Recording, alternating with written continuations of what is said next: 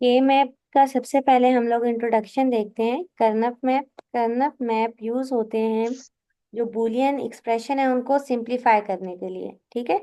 अब हमारे पास क्या यस। होता है, एक फंक्शन है। लेट्स सपोज एक फंक्शन दिया हुआ है F is equal to X Y bar plus X bar Y plus X Y. ठीक है। अब ये एक जी। फंक्शन है। अगर हमने इस फंक्शन को लॉजिक सर्किट में कन्वर्ट करना है, लॉजिक गेट्स में कन्वर्ट करना है, तो वो हमारे पास क्या होगा, एक्सपेंसिव भी ज़्यादा होगा और डिफिकल्ट भी ज़्यादा होगा। अब इसकी डिफिकल्टी को रिमूव करने के लिए हम क्या करेंगे, पहले इस एक्सप्रेशन को सिंप्लीफाई कर लेंगे। ठीक है। जी। सिंप्लीफाई करेंगे, उसके बाद इसके जो है वो लॉजिक गेट्स या लॉजिक सर्किट्स बनाएंगे। अब सिंप्लीफिकेशन के लिए हम लोग क्या यूज करते हैं, के मैप यूज करते हैं। ठीक है। के मैप हमारे जी। पिक्टोरियल फॉर्मेट है जिसमें हम कोई भी बूलियन लॉ या थ्योरम यूज नहीं कर रहे। सिंपल हम लोग एक मैप ड्रॉ करेंगे, सेल्स बनाएंगे, उसमें वैल्यूज ऐड करेंगे, उसकी ग्रुपिंग करेंगे, और एंड में हमें ये पता चल जाएगा कि हमारे पास कौन कौन से रह गए हैं, और उससे जो फंक्शन है हमारा सिंप्लीफाई हो जाएगा। ठीक है। जी। इसको डेवलप किया था कर्नफ ने 1953 में। अब के एन में फॉर्मूला क्या होता है, two raise to power N. N क्या है, वेरिएबल्स। अब कितने वेरिएबल्स यूज हो रहे हैं, अगर तो हमारे पास टू वेरिएबल्स हैं तो टू की पावर जी। टू हो जाएगा। टू की पावर टू, ये हमारे पास फोर सेल्स बनेंगे। ये हमें बताता है इतने सेल्स बनेंगे। अगर हमारे पास थ्री जी। वेरिएबल्स हैं तो टू की पावर थ्री, मतलब हमारे पास कितने सेल्स बनेंगे। Eight cells. इसी तरह टू की पावर फोर है तो 16 सेल्स बनेंगे। टू रेज टू पावर जी। एन जो है फॉर्मूला हमें ये बताता है कि नंबर ऑफ सेल्स कितने होंगे। ठीक है, इस बात की समझ आ गई। जी। ठीक है। जिस तरह two raise to power two है तो फोर। अब फोर किस तरह से होता है, हम लोग फोर सेल्स ऐसे बनाएंगे कि ये फोर सेल्स बना दिए ना, एक हमारे पास वेरिएबल ए है, एक ए सिंपल फॉर्म में होगा और एक कॉम्प्लिकेटेड फॉर्म में होगा। इसी तरह बी सिंपल फॉर्म में होगा और बी कॉम्प्लिकेटेड फॉर्म में होगा। तो पहले सेल में आ गया सिंपल ए सिंपल बी, इसमें आ गया ए और बी कॉम्प्लिकेटेड, इसमें आ गया कॉम्प्लिकेटेड ए और सिंपल बी, और इसमें आ गया कॉम्प्लिकेटेड ए कॉम्प्लिकेटेड बी। इस तरह से ये चार सेल्स चार कॉम्बिनेशन के बन गए। ये बात क्लियर है। जी। ठीक है। इसके आगे हमारे पास चार सेल्स हैं, हर सेल में दो वैल्यूज हैं जिस तरह मैंने अभी बताया, ए और बी, ए कॉम्प्लिकेटेड और बी, ए और बी कॉम्प्लिकेटेड, और ए कॉम्प्लिकेटेड बी कॉम्प्लिकेटेड, जैसे अभी मैंने आपको बता दिया। फिर अगर two raise to power three है तो कितने सेल बनेंगे, एट सेल बनेंगे थ्री वेरिएबल्स के लिए। तो इसमें ए बी जी। सी तीन हो जाएंगे। थ्री वेरिएबल्स का हम नेक्स्ट में जो है डिटेल देखेंगे। फिर अगर फोर हैं तो 16 सेल्स हो जाएंगे। इसी तरह जितना हमारे पास वेरिएबल्स इंक्रीज होते जाएंगे उतने सेल्स भी क्या हो जाएंगे, इंक्रीज हो जाएंगे। सेल वैल्यूज ऑफ के मैप टेबल। तो सेल के लिए हम लोग क्या करते हैं, 0 1 3 2। ये अब वैसे ही याद करने के लिए कि हमारे पास क्या वैल्यूज होंगी, तो इसको अभी देख लेते हैं क्या है। अब जिस तरह ये ए और बी है ना, तो ये जीरो, जी। ये वन, ये और ये टू, ये वैल्यूज इनकी जो है वो खुद याद करने के लिए। ठीक है। अब जिस तरह ये हमारे पास जी। 0 0 0 है, 0 + 1 1 है। ठीक है। जी। फिर ये 1 + 1 2 है, और ये 1 + 0 इधर होना, तो वन और वन हमारे पास थ्री बनता है। ठीक है। 1 0 जी। 2। इसी तरह ये इन्होंने वेरिएबल्स दे के सिर्फ वैल्यू याद करने के लिए दी हुई है। देखो ना, टू क्या होता है, 1 0 जो है वो टू होता है, जी। फोर जो है वो 1 0 0 होता है। इधर 1 0 0 है तो ये फोर है। अब जिस तरह ये हमारे पास 0 0 है ना, तो ये जीरो हो गया। फिर हमारे पास ये 0 1 है तो ये वन हो गया। ये हमारे पास क्या होगा, 1 0, यहाँ पे टू होना चाहिए, और ये 1 1 यहाँ पे थ्री होना चाहिए। ठीक है। अब जी। अगर थ्री वेरिएबल्स वाले का देखें तो ये 0 0 है तो ये जीरो हो गया, 0 0 1 तो ये वन हो गया, 0 1 1 1 1 3 होता है। फिर 0 1 0 1 0 है तो ये टू हो गया, 1 0 0 1 0 0 क्या है, फोर है तो इधर फोर आ गया। जी। फिर 1 0 1 1 0 1 फाइव होता है तो इधर फाइव आ गया, 1 1 1 1 1 1 सेवन होता है तो इधर सेवन आ गया, और 1 1 0 6 होता है तो इधर सिक्स आ गया। ठीक है। फर्स्ट वाले में जी। थी, फर्स्ट वाले में इधर वन है, इधर ये 1 0 जो है वो हमारे पास टू बनता है, और 1 1 जो है थ्री बनता है। ठीक है। ये सिर्फ याद करने के जी। लिए है कि आपने याद किस तरह से करना है। अगर आप 0 और 1 वेरिएबल ले रहे हो ना, 0 और 1 वैल्यू दे रहे हो, तो ये इसकी वैल्यूज होंगी। ठीक, समझ आ गई इसकी। जी मिस। अब ग्रुपिंग किस तरह से करनी है। हम लोग ग्रुप में जीरो नहीं हो सकता, जब हम ग्रुपिंग करेंगे तो हमने जीरोस नहीं यूज करने, मतलब जीरो ग्रुप के अंदर नहीं आएगा। ग्रुप्स वर्टिकल हो सकते हैं, हॉरिजेंटल हो सकते हैं, डायगोनल नहीं हो सकते। ठीक है। फिर ओवरलैपिंग जो है वो जी। अलाउड होती है, मतलब अगर हम लोगों ने एक 4 सेल वाला ऑफ मैप बनाया हुआ है, एक इधर वन है, एक इधर वन है, एक इधर वन है, अगर हम इसकी ग्रुपिंग कर रहे हैं तो एक ग्रुप हम लोगों ने ये वाला बना दिया, और दूसरा ग्रुप ये हमारे पास हॉरिजेंटल ग्रुप आ गया, एक ग्रुप हमने वर्टिकल बना दिया। अब ये देखो ग्रीन और ब्लू ओवरलैप हो रहे हैं, तो इसका मतलब ओवरलैपिंग हमारे पास अलाउड है। ठीक है। जी। अच्छा, इसके बाद group should be as large as possible, large groups बना सकते हैं। अभी तो हमारे पास टू वेरिएबल्स को देखा है हमने, तो 2 वेरिएबल्स के लिए यही ग्रुप पॉसिबल है, वरना अगर 3 या 4 वेरिएबल्स हैं तो हम लोग क्या कर सकते हैं, ग्रुप ज्यादा कर सकते हैं। और सेल्स कितने होंगे, मैंने पहले बताया 2 टू द पावर n हम करेंगे। ये हमारे पास अब ग्रुप्स में नॉट इंक्लूड, अब ये हमने वैल्यूज पुट करके कहा, अब ये 0 है ना, तो 0 और 1 का ग्रुप नहीं बन सकता, 1 और 1 का ग्रुप बन सकता है। ठीक है। जी।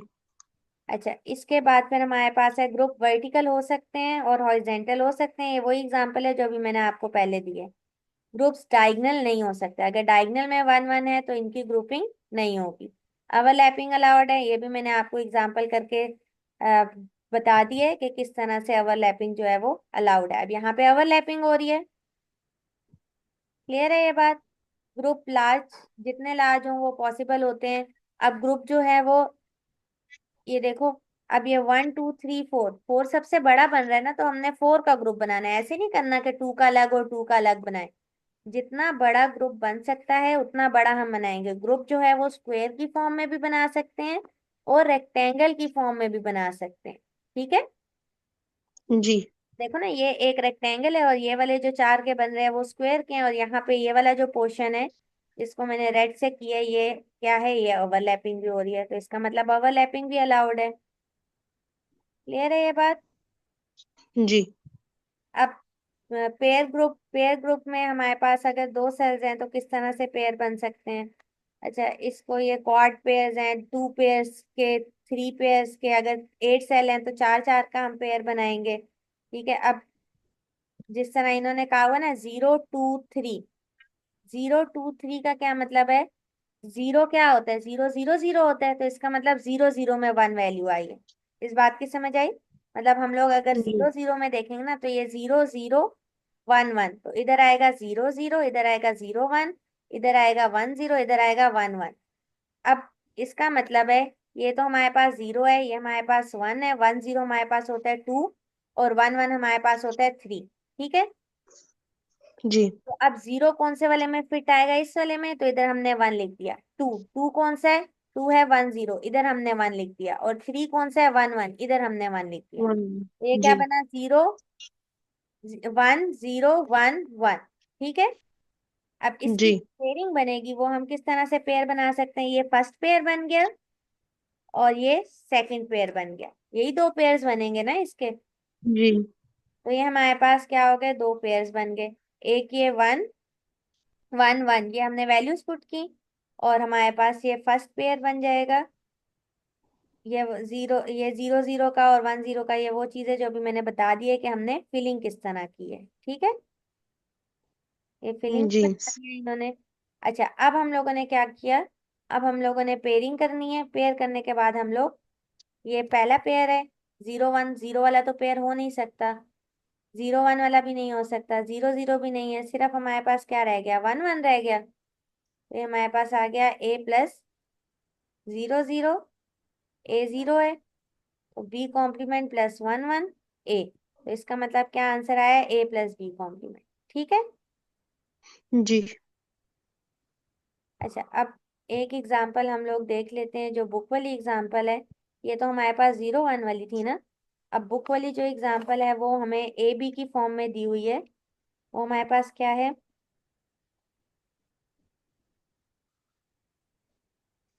F1 is equal to A complement B, F1 is equal to A complement B plus AB complement plus AB। ठीक है। जी। अभी हमारे पास क्या है, बुक में एग्जाम्पल है। अब कितने वेरिएबल्स हैं इसमें, A और B, कितने वेरिएबल्स हैं? हमें स्क्रीन शो नहीं हो रही। ओके, अभी स्क्रीन शेयर हो जाती है। अच्छा, अब इसमें हमारे पास कितने वेरिएबल्स हैं? F1 इज जी इक्वल मिस। A complement B plus AB complement plus AB। तो अब वेरिएबल्स जी। कितने हैं, A और B, मतलब कितने वेरिएबल्स हैं टोटल इसमें? 2 वेरिएबल्स। टू वेरिएबल्स हैं, तो सेल्स कितने बनेंगे, 2 रेज टू पावर n, मतलब 2 रेज टू पावर जी। टू, 4 सेल्स बनेंगे। 4 सेल्स। जी। और हमारे पास क्या बन गए, 4 सेल्स बन गए। अब एक A और एक A का कॉम्प्लीमेंट, एक सिंपल B और एक B का कॉम्प्लीमेंट। अब हम लोग क्या करते हैं, वैल्यूज पुट करते हैं। सबसे पहला क्या है, A complement B, A complement B, ये वाला सेल बनता है तो इधर 1 आएगा। जी। ठीक है। फिर है A B कॉम्प्लीमेंट, A और B कॉम्प्लीमेंट, ये वाला सेल आ रहा है तो इधर 1 आएगा। जी। और लास्ट है ए बी, सिंपल ए और सिंपल बी, ये वाला आ रहा है। समझ आ गई इसकी? जी मिस। अब हमने क्या करना है, वैल्यूज पुट हो गई। अब हमने पेयरिंग करनी है। पहला पेयर ये हमने हॉरिजेंटल पेयर बना लिया। जी। दूसरा पेयर हमारे पास जो बनता है ये वर्टिकल पेयर बन गया। ठीक है। जी मिस। अब हम लोगों ने क्या देखना है, अब हम लोगों ने देखना है कि पेयर में जो कॉम्प्लीमेंट और सिंपल दोनों फॉर्म में आ रहा है उसको हम लोगों ने क्या कर देना है, ओमिट कर देना है। ठीक है। अब पहला पेयर क्या, ओके। लोग पेयर पहले लिख लेते हैं ना। पहला पेयर हमारे पास बना ए और बी कॉम्प्लीमेंट वाला, और दूसरा पेयर हमारे पास क्या बना, बी और ए कॉम्प्लीमेंट वाला। ये ठीक है। और ये कंप्लीमेंट। जी। जो पहला पेयर है ये वाला, इसमें अगर हम लोग देखें तो बी और बी कॉम्प्लीमेंट दोनों फॉर्म में आ रहा है। जी। तो इधर क्या बच रहा है, ए बच रहा है। तो हम जी। लोग क्या लिख देंगे, ए लिख देंगे। ठीक है। ए। और जो जी दूसरा मिस। पेयर है, दूसरे पेयर में क्या, ये वर्टिकल वाला जो है, इसमें ए और ए कॉम्प्लीमेंट दोनों आ रहे हैं। तो इसका मतलब इसमें से ए वाला रिमूव कर देंगे, जी। क्या बच जाएगा, बी बच बी। जाएगा। तो सिंप्लीफाइड फॉर्म फंक्शन की क्या हो गई, ए प्लस बी हो गई। बी। ठीक है, जी। क्लियर है ये? किस जी तरह से मिस। हमने के मैप के थ्रू दो वेरिएबल वाले जो फॉर्मूला है या फंक्शन है उसको सॉल्व करना है। तो नेक्स्ट में हम लोग 3 वाला देख लेंगे। 2 तक आपको समझ आ गई ना? जी। जी मिस। ओके जी।